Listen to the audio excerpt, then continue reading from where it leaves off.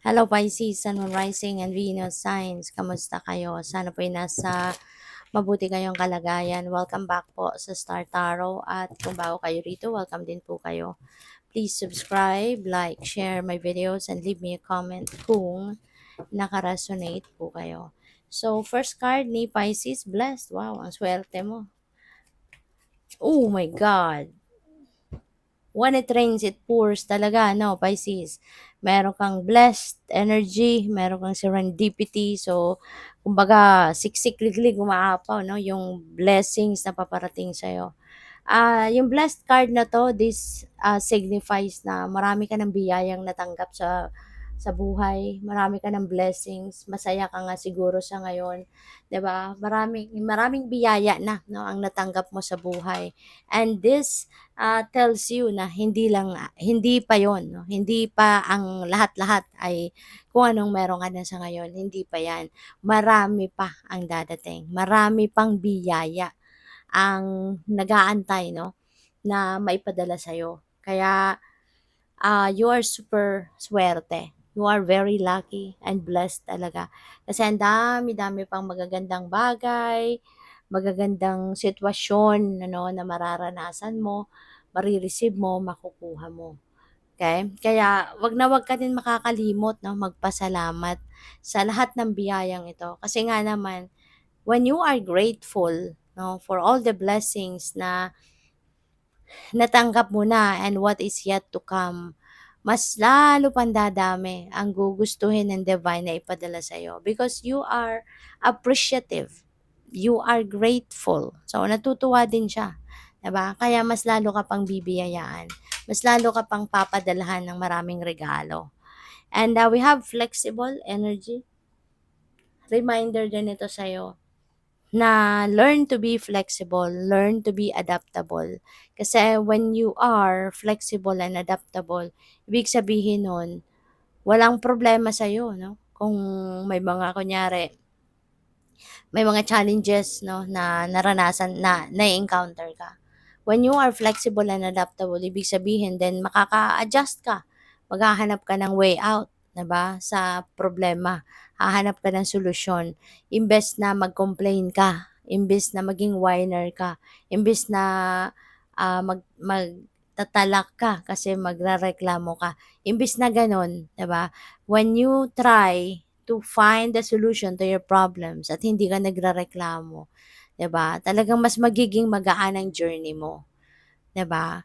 Kasi madiskarte ka, no? At hindi ka nagrereklamo, you are just embracing what is happening in your life at tanggap mo, no? By embracing it, ibig sabihin tanggap mo na parte 'yan ng soul's journey mo, parte 'yan ng life's journey mo kaya hindi ka magrereklamo.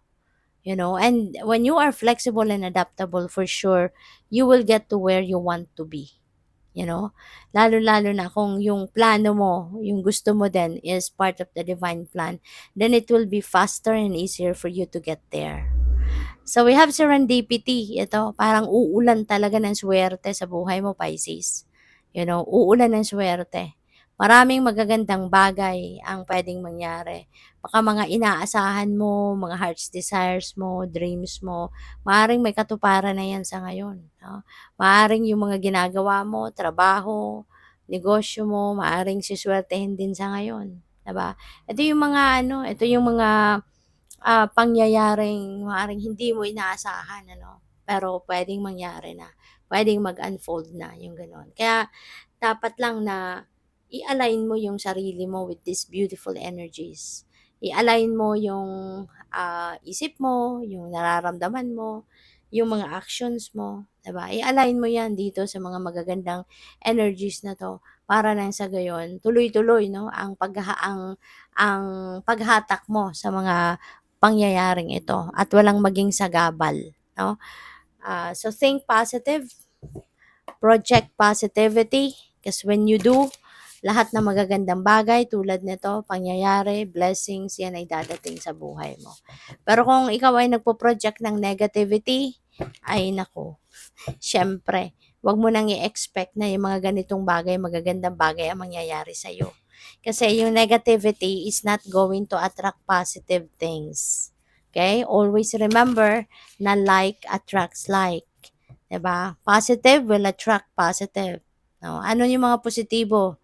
Mga blessings, mga gagandang bagay, pangyayari, mabubuting tao, 'di ba? Yun ang maa-attract mo. Pero kung nag-iisip ka, nakakaramdam ka ng negatibo at yung mga ginagawa mo din negatibong bagay, so do not expect no that good things like this will come towards you. Okay?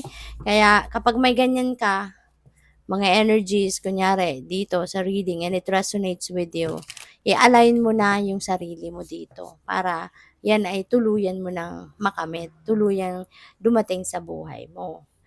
We have uncovering treasure. Beneath the surface lies great bounty. Ayan.